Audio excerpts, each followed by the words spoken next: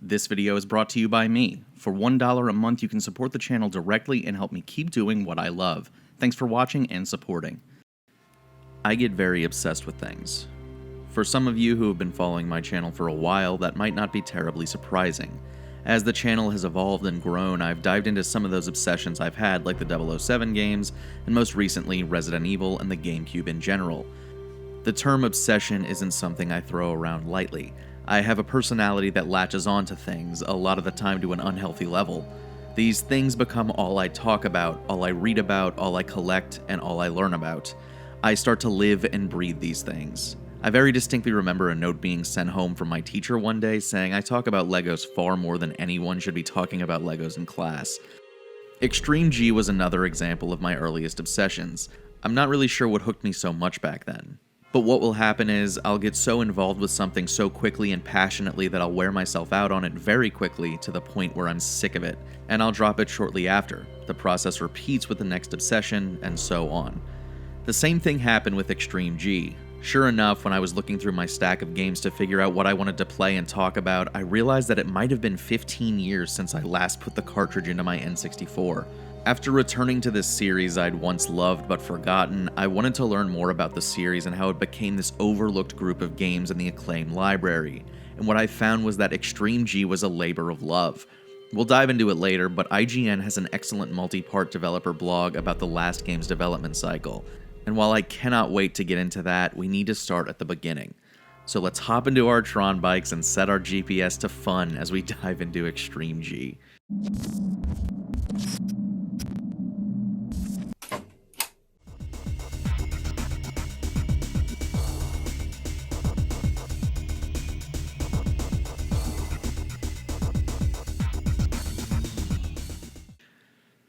Extreme-G was actually the second game I played in the series. When Blockbuster was still a rental juggernaut, my friend Alex and I would beg my mom to rent a game for the weekend, and more often than not, Extreme-G 2, the second game in the series, was what we'd get for its split-screen racing. After a while, my mom probably realized it would just be cheaper to buy the cart than to keep renting it, so we went to Toys R Us and got the first game instead. That game was the coolest game in the world at the time. You could race Tron cycles around gravity-defying loops while firing lasers at your opponents. Going back to it now is a bit of an odd experience because of how cold and sterile the game is. What came first, the creative vision or the cartridge limitations? I'll probably never know. But the premise of Extreme-G is this. After the collapse of all society, the land is covered in thick fog and the only remains of entertainment is watching remote-controlled bikes race around tracks. Something felt really off at first, and while I couldn't immediately place it, it finally jumped out at me. It's a game lacking a human element. There is no announcer counting down to start. The bumping Tecmo music has no words. It's bizarrely unsettling when you notice it because as soon as you do, you never forget it. But at the same time, it lowers the stakes a lot and you can focus on the fun instead of focusing on murdering your opponents. Since the bikes are remote controlled, no one gets hurt. It's probably how the game retained its E rating at first. Extreme-G is about as arcadey and action-packed as they come. It's about racing and trying to win. The main hook of the game is the Extreme Contest, where you pick a bike and go against other racers to progress through a racing series. Each race requires you to place with a certain number of points to continue, with the winner being the person with the most points. And because of the point system being structured the way it is, you don't necessarily need to come in first to win. You simply need to place in the position the game tells you to qualify in, and if you don't, to the crusher with ya.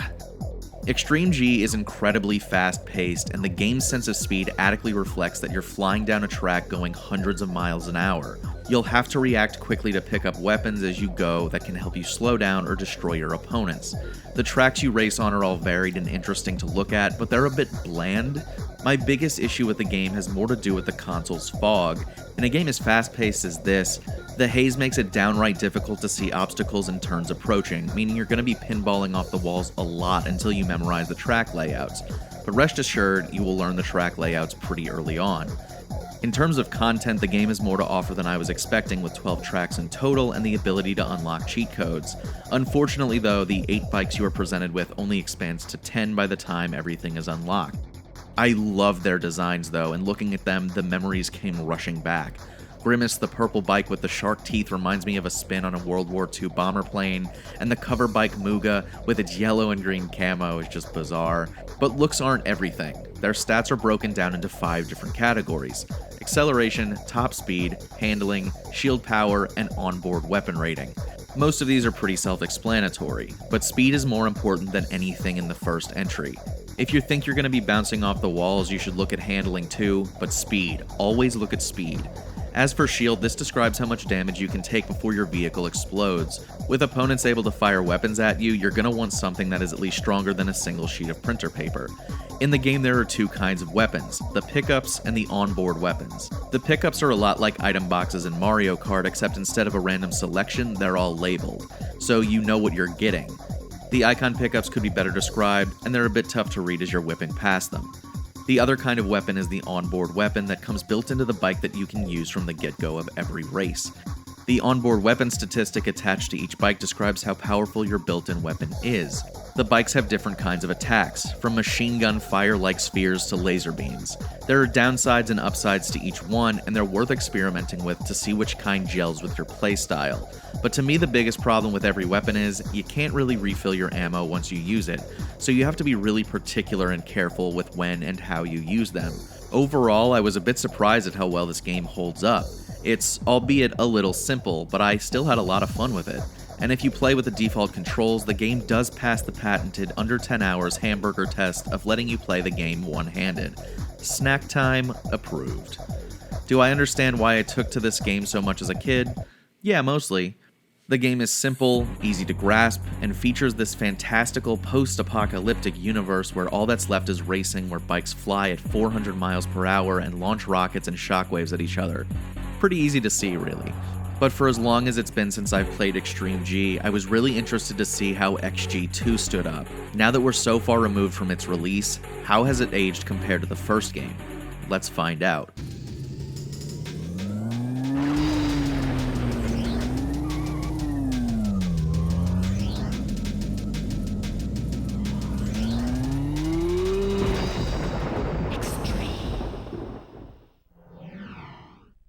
I didn't look up Metacritic scores or reviews of any of these games until I finished them all and took my own notes. I wanted to make sure I formed my own opinions about all of them first.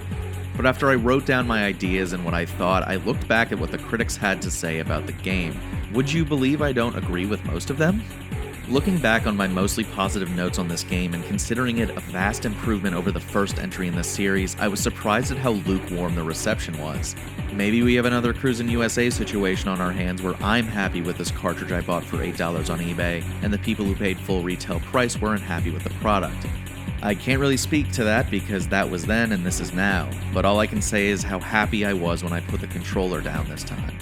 The first Extreme-G was desolate, a bleak look at what we'd be doing after society collapses and does little else besides watching bike races. Humans weren't involved in the first game and it felt cold and lonely. XG2 adds back the human element by bringing drivers into the fold, which doesn't mean much except the stakes are slightly higher. Remember how your bike was incinerated in the first game when you lost races? Well, now the drivers are sent to the depths of hell with their bikes. Perhaps this is more bleak than the first game after all. In terms of what the hook of this game is, it's very similar to the first's. It just brings many quality of life improvements over the first one.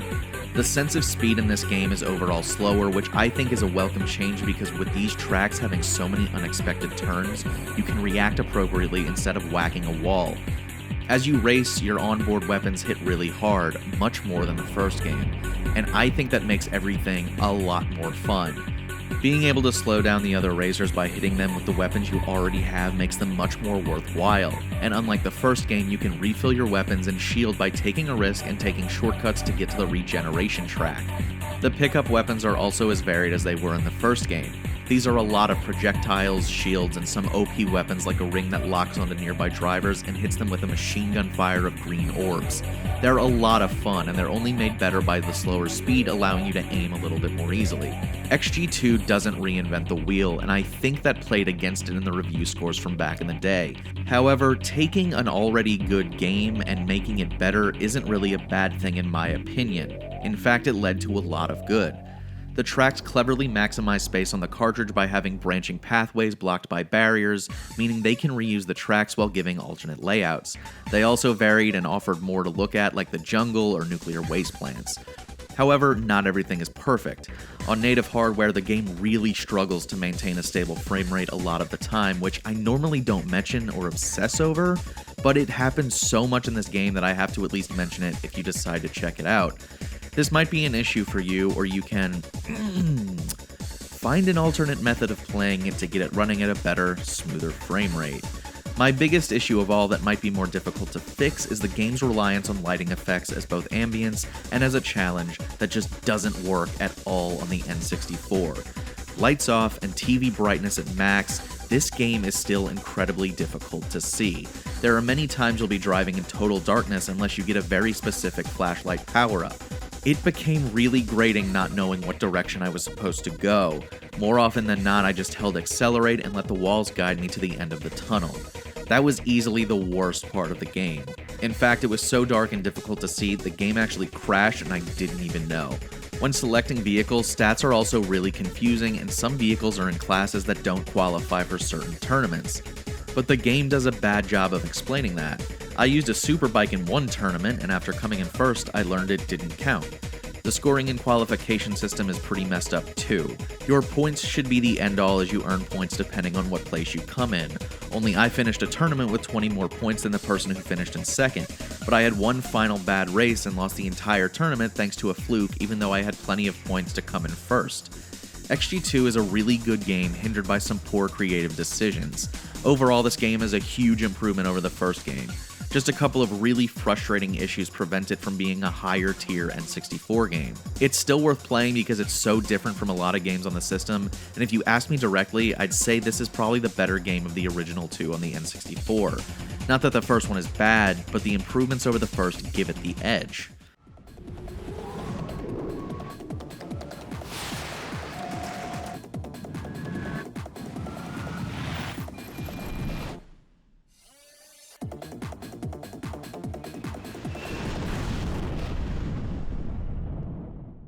After 2 games exclusively on N64, the Extreme-G series survived the jump to the next generation of consoles. The series not only made it to the GameCube, but to PS2 as well this time, a fact I didn't realize until researching this video when I accidentally stumbled upon it. Jumping to a new generation of consoles puts a lot of pressure on a series to evolve and take advantage of the newfound power of the consoles. XG3 feels less like a third game and more of a reboot, distilling the series back into its main components and building it back up and adding the thing we were missing the whole time: sex appeal. And while Extreme-G 1 and 2 felt like their own little piece of the expansive list of N64 racing games, making the leap to the PlayStation put this futuristic racer in direct competition with the already established Wipeout series. Wipeout only had one game on the N64 and is widely associated with the PlayStation brand, meaning there was a new fight for turf, one that XG3 wasn't about to win. The main mode of XG3 is the career mode, a collection of tournaments you have to do repeatedly at different difficulties. You are awarded cash prizes as you race that you can spend to upgrade your bike. And you might be wondering, based on gameplay I've shown thus far, where did all the different bikes go? I have an idea. Maybe at a certain point they all lost and were incinerated. There is only one bike in this game. Yeah, one. It shares the same base stats as every single bike in the game, which I can imagine was supposed to put more control into your hands. But the character of the bike was part of what made those early games memorable to me, and now you're stuck with this ugly gray bike that looks like every other opponent in the game. In fact, most of the customization options are just padding, an illusion of control. When you start your career mode, you choose a team that offers no tactical advantage over any other team, and within that team you choose a driver that isn't any different in skill or drive style than any other driver. So based off nothing but the name, I chose the driver Neo Cumulus because it sounds like what we'll call vaping in 10 years. Hey bro, come over to my dorm after class and we can rip some serious Neo Cumulus. The upgrades to your bike are introduced in the mall, a shop where you can spend your winnings to increase all kinds of stats on your bike and purchase new weapons. Yes, you have to buy weapons now too. The power-ups you collect on the track are gone and you have to buy every single weapon. We'll get to why that ruined this game in just a minute, as this feature is more like a game-breaking bug. XG3 might be the most polished game in the series by far, but it also makes it feel more soulless than any of the others. A fun part of the original two games was the chaos, the unpredictable gameplay, and erratic, unexpected turns on all the tracks. This game forgoes the narrow tracks with twists and turns and replaces them with wide tracks with very little turning. There are gargantuan stretches of straightaways that get old really fast. There's a huge rubber banding issue in that your opponents feel like they match your speed instantaneously, even after you use boost. And because the tracks are so wide and straight, speed becomes the only statistic you care about. I cannot stress enough that if you don't buy every engine upgrade available to you immediately, you're going to get smashed. Alternatively, if you want to buy engine upgrades as they unlock, you'll win. It's just that simple. Like I mentioned earlier, you can also purchase new weapons to equip your bike with. This really sucks because engine upgrades take priority, and the scraps of cash you're left with after that goes to weapons. More often than not, you don't have enough to buy a weapon, so you have to save up. But then by the time you finally can afford a weapon, there's a new engine upgrade available, and you need that. So you constantly kick the can down the road, never purchasing a weapon. Weapons are essentially a useless part of this game, a game about weapons on bikes. And even if you do manage to buy every weapon you want, you can only equip 3 at a time, removing a lot of the fun from earlier games. I'm sure someone out there thinks this is the superior method, but to me this series dies without the variety of fun things to use. And since there aren't any items to look out for on the track, you're just driving in a straight line until a comically large turn means you slightly adjust with the air brakes by holding L and R to lean into the turns. All in all, there's really nothing interesting or memorable about the racing or the tracks compared to earlier games in the series. Sure, the game looks nice and it runs smoothly, but it feels so generic. Painfully so. And what's even more disappointing is now you have to play two-handed, meaning this is the first entry that actively hates snack time. According to the IGN developer diary I alluded to earlier, this game was made in 9 months, and I think it shows. The game looks great on the GameCube and really takes advantage of the system's power to just make it a pleasant experience to your eyeballs. But without much in the way of compelling gameplay, this game flops miserably in my eyes. It's really too bad that this was the first entry on the new systems, and I'm sure that if we look at the reviews at the time, every single one of them will unanimously agree with me. But with so little to say about the third entry in the series, it's time to turn our heads to XGRA, the fourth and final entry in the Extreme-G series. Now that we're in the home stretch, you might be wondering, if Extreme-G 3 was crunched in 9 months, how could there possibly be a fourth game in the series? And more importantly, is it even any good in the first place?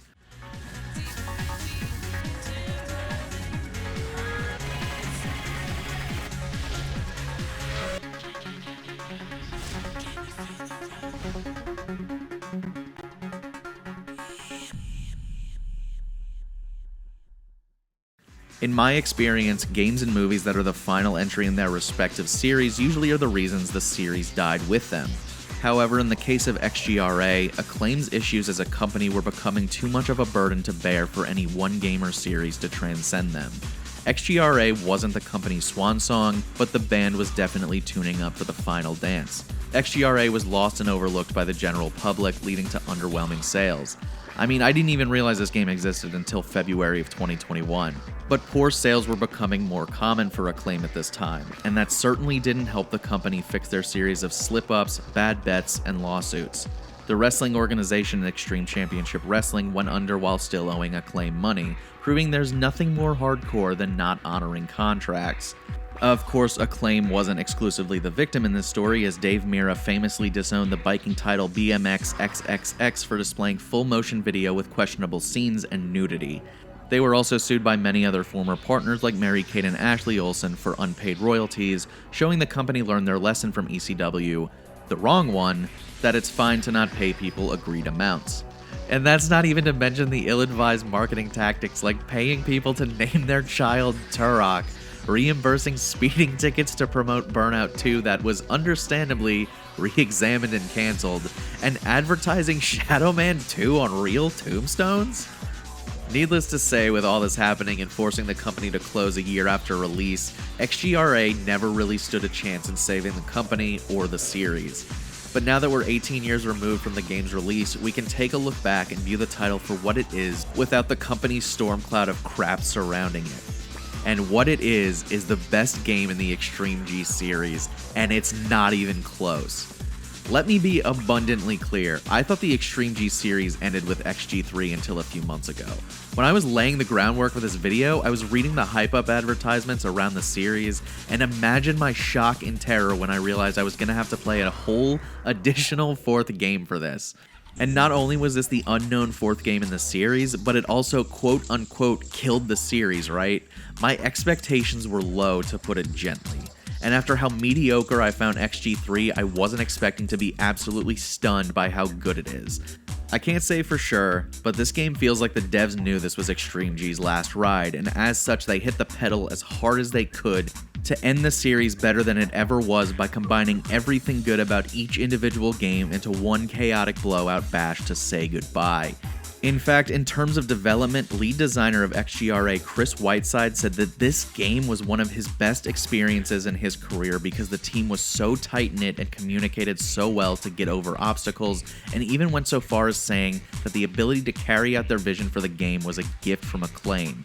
It improves on XG3 and the games before it in every single way, and actually creates a living, breathing, governing organization known as the Extreme-G Racing Association.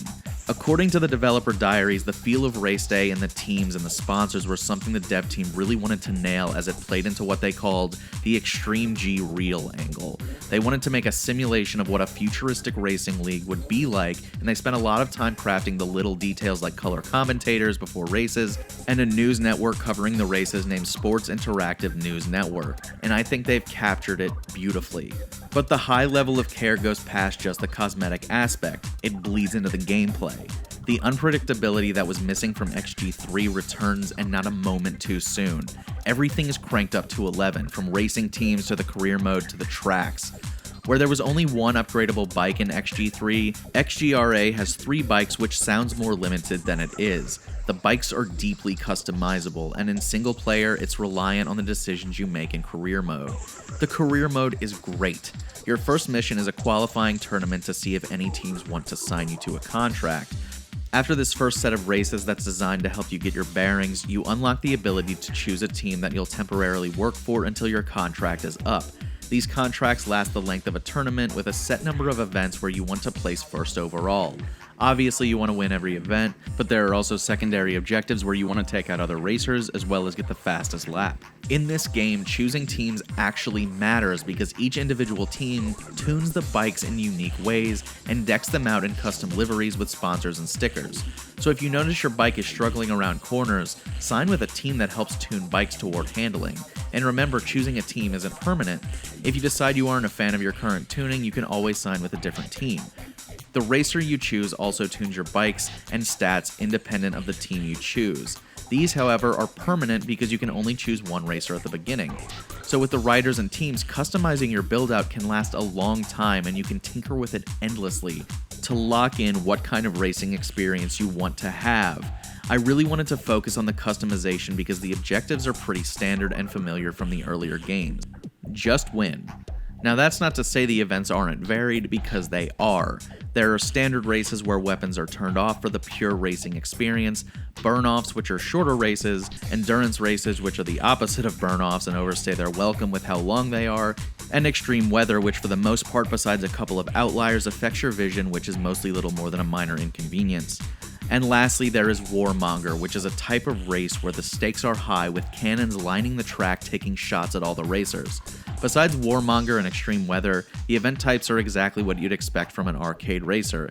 That means gameplay has to be great, and it is. The racing is just fun. As before, your bike has a primary weapon and the more powerful secondary weapons that must be picked up from the track. The secondary weapon system acts differently than any other game and introduces a risk/reward strategy. Instead of miscellaneous weapons scattered across the tracks, the pickups stack, meaning you get to do some planning during each race. So say your health is low, you can stack item boxes until you reach the shield. Or if you're in first and want to keep your lead, you can pick up 2 item boxes and get mines to drop behind you. My favorite weapon, which you unlock through contract goals and becomes an OP win button, is the Death Strike. If you stack 6 boxes, you gain access to the single-use satellite strike that insta-kills any opponent you lock onto. It's absolutely off-the-wall satisfying, and you can just eliminate everyone by saving up your boxes as you race around the tracks. I know this method of stacking boxes might not be for everyone, especially if you're used to other kart and arcade racers that add randomness through items, but I like that this adds a bit of control and strategy to the racing. It's a joy, especially when the tracks you are racing on brings the series to places it's never been before. The tracks in XGRA add a whole new level of fun because each track feels super different. You race in space, off-road, and underwater. Not only are the tracks winding and varied, but the surrounding area is interesting to look at too. Overall, XGRA was a culmination of all the things the entire series did right and became a beautiful send-off for the games and Acclaim. While it's sad we never got to see the team build on that final game, I do believe that it's a fitting end for the series. After playing all 4 of these games together, I think the important thing to remember if you're looking to pick up any of these is that I had fun the whole time. That's a lot of similar games back to back to back, and the burnout of playing them all at once never really set in. Okay, that doesn't really apply to XG3, but besides that, they were a treat. This series was very much its own unique style of racer that knew exactly what it wanted to be. It's a mix between Wipeout, Mario Kart, and Destruction Derby. Instead of trying to reinvent the wheel, each of the best games focused on what made the previous games great, and I think that iterative build over trying to reboot it like they did with XG3 really points to how good of an idea they started with. This series, in my opinion, is criminally underlooked and overshadowed by other games in the N64 library and other arcade racers from the time, and if you're on the fence, I would highly recommend giving these games a shot. On cartridge, these games are relatively cheap. I mentioned getting XG2 for only $8, and that was a great value in my opinion. While XG3 is pretty easy to find, I found it a bit difficult to find a copy of XGRA on eBay, but when I did it was only $13. So these games are out there ready to find a home that cares about them. If you're into games with chaos, speed, and intense arcade action, Extreme-G is a series that's going to be right up your alley. Thank you so much for watching my video, I really appreciate it. If you liked the video, please consider leaving a like on it. Did you play these games when you were growing up? What did you think? Let me know in the comments down below. If you want to see more videos like this, you can subscribe to the channel by hitting the subscribe button and turning on notifications to be made aware of when I upload. If you want to support the channel directly, you can check out my Patreon in the link below the video. For $1 a month, you get exclusive access to videos you can't get anywhere else. Lastly, I'd like to take a moment and thank my higher tier patrons Andrew Elmore, Andrew Lang, and 8-Bit Jesus. Thanks again for watching.